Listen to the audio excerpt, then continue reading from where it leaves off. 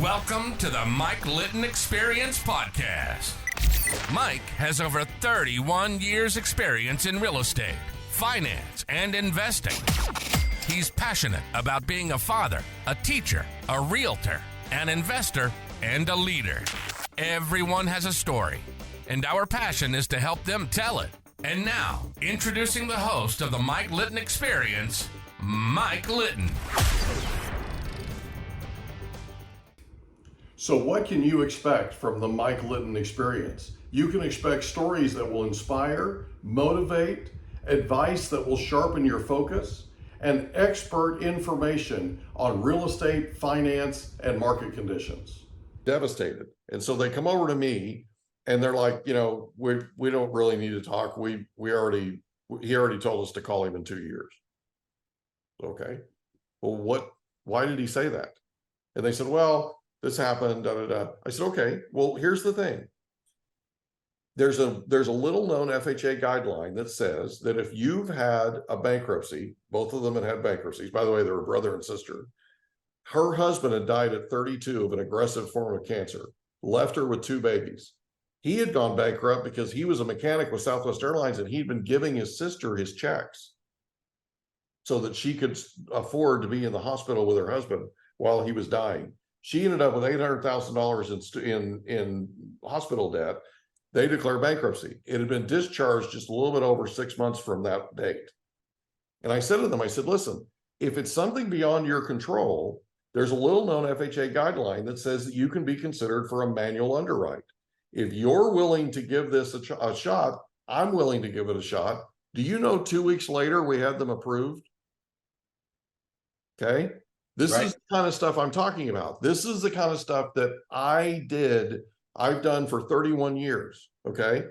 And so when you were talking about how important it is that we keep our eye on the ball and try to help people achieve what we know they're trying to achieve, right?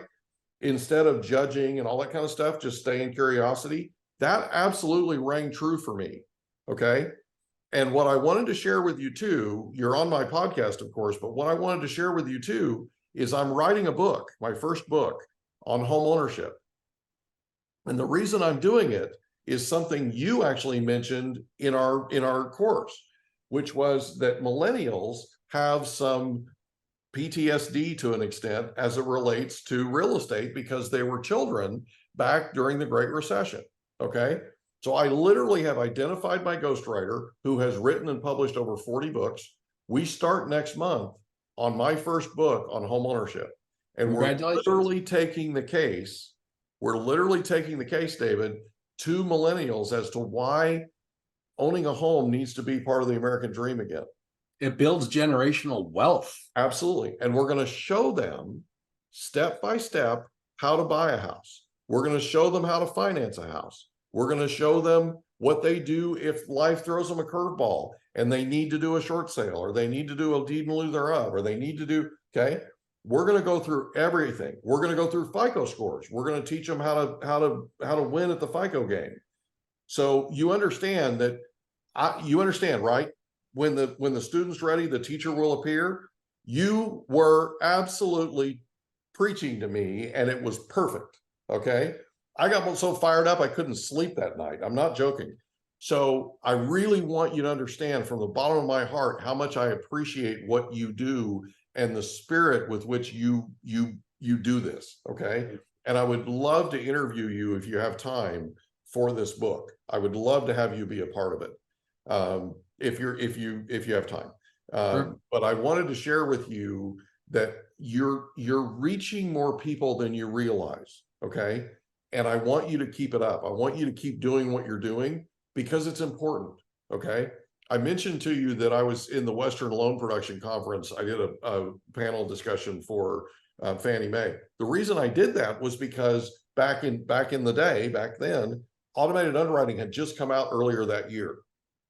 And a lot of the banks and savings banks and mortgage companies were having a tough time getting their loan officers to assimilate. I had 300 loans in my pipeline, all builder deals, all purchases. My average turnaround time for underwriting was 3 to 4 weeks for manual underwrite, right? I could get an approval on AU. I could get an approval in a matter of just a couple of hours, sometimes minutes, right? So they came to me and said, we have this new thing and we'd love to try it out on your pipeline. I'm like, do it, let's go. So we got them all done, right? Well, all those 300 plus applications that we ran registered with Fannie Mae, as it turned out. And they said, hey, who's this Mike Litton guy, right? And so they asked me to come to, with a couple of other people, to Vegas and to do that conference. Do you have any idea how many banks and savings banks and lenders offered me a job to just get on their jet and fly around the country and talk about how automated underwriting is so much, right? It's just they couldn't pay me what I was making, right? And so I didn't end up doing it, but I had a chance to meet Barry Habib his very first time as a keynote speaker for that conference. It was very cool. It was a neat experience. I was there in I can't remember the city. I think it was Texas, when Freddie came out with this new thing called LP. Yeah. I went, oh, okay, that's kind of cool. Yeah. So we've been around the block once or twice. Yeah. I spent like last year and most of this year trying to help loan officers in this economy, with interest rates what they are, with inventory what they are, where I was telling them, guys, you can still do a great production. And they looked at me funny because you were mentioning FHA and bankruptcy and stuff. I says, guys, you can still do a loan for a borrower that is currently, not discharged, currently in a Chapter 13 bankruptcy. Correct. And they're like, what? And then I showed them how to do it. And they're like, oh my goodness, this is great. You just need a history of payments. As long as they made their 12 months. Sign, that's the underwriting guideline, 12 months. And the trustee has to sign off on it. Correct. Right? Yeah. And then I was showing them how to do it. I used to go into the courthouse and get, the clerks to give me the list and stuff. And now you can do it through Pacer.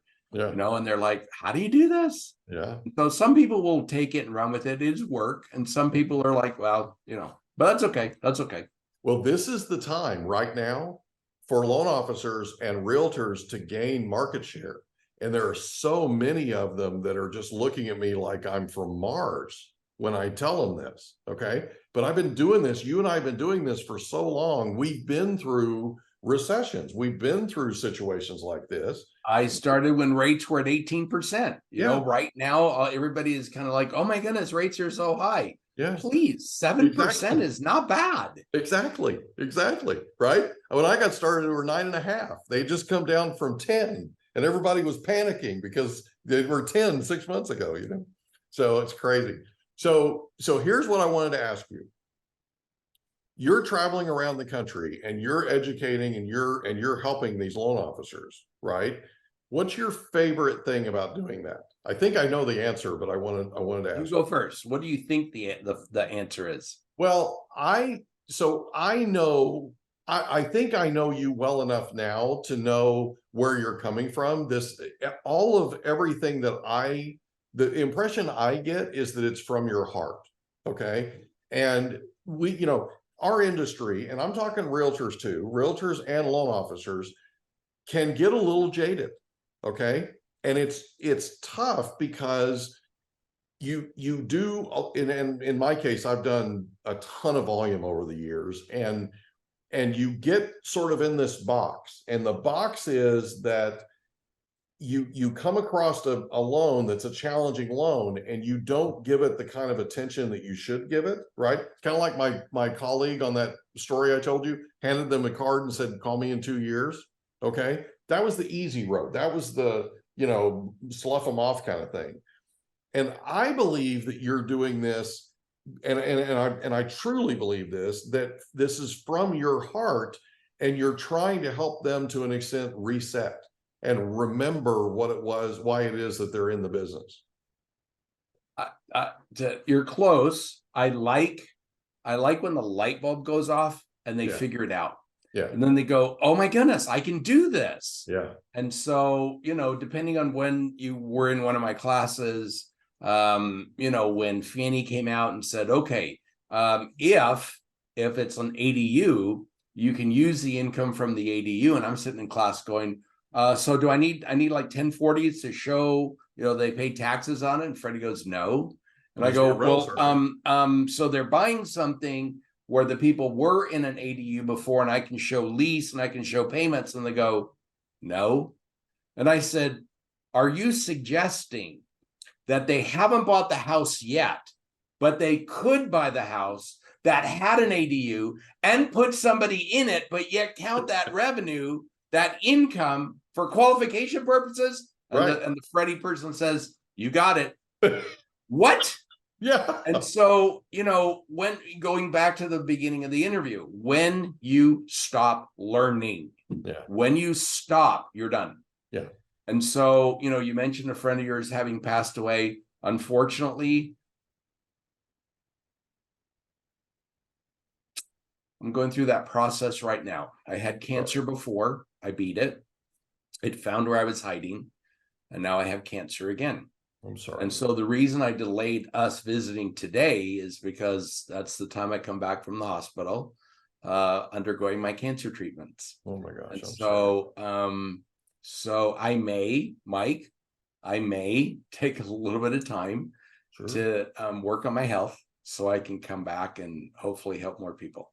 Yeah. I'm going to be praying for you, buddy. Thank you. I'm really sorry that you're going through this. I've already recorded 2024 CE. But all of it. You know what's interesting? I'll tell you something interesting. I was asked yesterday why God picks the good people to go through these things. And it's because you're an angel, man. Okay. I'm not going to agree with that. There are you are. This is my interpretation. Everybody goes through something. Oh, sure. Whether it's you, your family, your neighbor, your friends, it's just my time. It's everybody has an opportunity. Everybody has a time. It's just my time. Yeah. And people are saying, but you're still so positive and you're still, I'm going to beat this, Mike. Right. I'm going to beat it for the second time. I mean, my daughter had non-Hodgkin's lymphoma. She beat it. Yeah. And I'm sitting there thinking, you know what? Sometimes it happens. Mm-hmm. I do not roll over and play dead. I just don't do that. Right. And so, I'm just going to figure it out. And we're going to go to the best hospitals, and we're going to follow doctor's orders, and we're going to do all of our treatments, and we're going to beat this one again. Yeah. And here's the thing. You're going to help thousands of people in the process. Okay. That's why God picked you. Okay. You have your own ministry, and God picked you because you're going to be a shining example for other people that are going through the same thing, that are struggling. I promise you. Okay. Okay. So, question for you. Is there anything else that you'd like to cover before we sign off? We're at the light at the end of the tunnel. People were asking me what's going to happen in the future. And in the future, super, super quick, interest rates are going to continue to come down. Yeah. Home prices will stabilize. In fact, you're seeing more and more inventory. So those problems we've had in the past are going to go away. Yeah. And not completely, because again, I'm the son of a builder. My dad is a general contractor in Southern California. And so I am the son of a builder. So I understand that. And so for those that are worried, get the house, get it now, because when rates come down, and interest rates have dropped 1% in 5 weeks. Yeah. As rates continue to fall, you're going to see more people get out into the marketplace and start trying to find a home. Right. And once they find it, we're going to go back to those multiple backup offers. Mm-hmm. And so, counsel, get the house now. Yep. And then, that interest rate, just sit tight. The interest rate's going to go lower. In 6 months, refinance it, wait for another year to refinance. In 2024, rates are going to be, really, really good. And 2025 are going to be even better. So I actually have a crystal ball. I've upgraded from batteries to USB. And, I can't really tell people what's going to happen in 26 and 27. Yeah. However, for as far as we can realistically see, nobody could have predicted COVID, and nobody could have predicted anything else. Yeah. But, this business goes in cycles. And so I think the Federal Reserve is done hiking interest rates.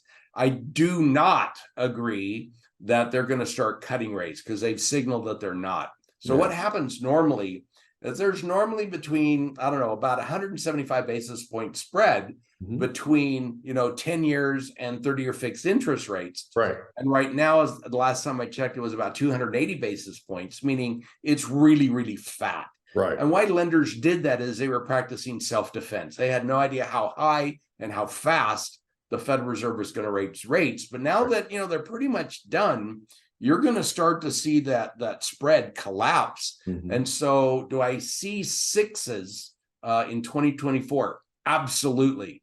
Do I see fives in 2025? Absolutely. Do I see interest rates back at the 2 or 3%? Yeah.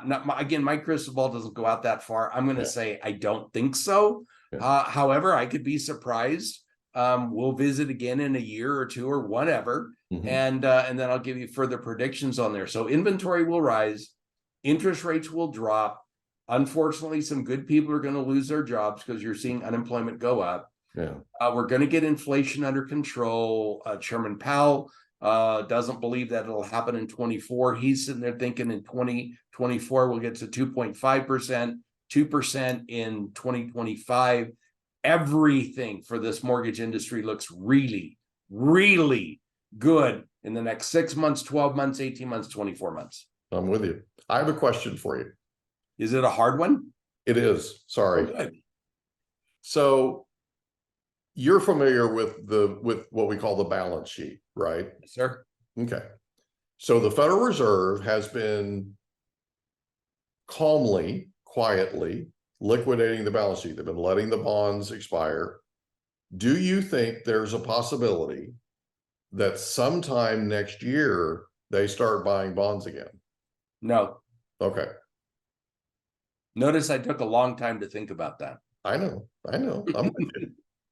I'm with you, buddy. Again, just the signals, and maybe they're just trying to be hawkish, and maybe they're trying to scare markets, and maybe they're trying to set a precedent. I don't know. But when they say we're going to keep interest rates higher for longer, rates will come down even if there is no Fed cut, and even if they don't buy bonds. I think what they need to do is they need to just take a break and see what their actions have done. I mean, they have raised that Fed funds rate so high, so fast, right? And in such a short period of time, we haven't seen it yet.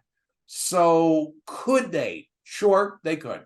Do I think they will today at the time of the recording? No. Might my opinion change 6 months from now? Possibly. Because, we're not going to be in really, really good shape first quarter. Maybe not even second quarter 2024, though I think we will, but then again, if now unemployment, and now we're hitting this recession thing, and that's something else that people are saying, oh, we're not going to hit a recession. Oh my goodness, we're in a recession now. Here's reality. Some parts of the economy are in a recession. I agree. Real estate is one of them. So in the real estate mortgage sector, we're in a recession. But not all parts of the economy are that way. Will we have this soft landing? Will it be a hard land? Oh my goodness, there's so many particulars to this thing. So when I answer your question, I'm not trying to be flippant. I'm trying to sit there and say, based on everything that I see, and not just here, what the heck is going on? We're in a world economy. What's going on in other countries? What are they doing? What are they fighting and things like that? And so that's why I'm giving you that answer. I'm trying to take all of the data, all of the information, and melt it down into one word. Yeah, I appreciate that. I do. So just so you know, yesterday, a good buddy of mine that's in the mortgage industry locked a client in on a VA purchase at 5.99%. Fabulous. 30 We're years. going to see more of that. Yeah, I think so too. Well, listen, I cannot thank you enough from the bottom of my heart for doing this. I was so excited that you were going to come on, and I was so excited that we were going to have an opportunity to talk. And I would love to have Nora Guerra come on if we can make that happen too. That Nora and I are good friends. Yeah, that'd be awesome. I really appreciate it, and I am going to be praying for you. And I know that you're going to beat this thing. I know for a fact you are, because you have too much light left to share. And I cannot from the bottom of my heart, I cannot thank you enough. Thank you, sir. Thank you so much, buddy. We hope you enjoyed another episode of the Mike Litton Experience. If you did, do us a favor, smash that subscribe button, tell your friends, family, and coworkers about our program, and wherever you get your podcasts, please leave us a rating. It helps us to connect with quality people just like you. And that's a wrap. Another episode of the Mike Litton Experience in the books. Reach out to Mike on Instagram at Litton Realty. Want to meet with Mike? Check out calendly.com/Rio760.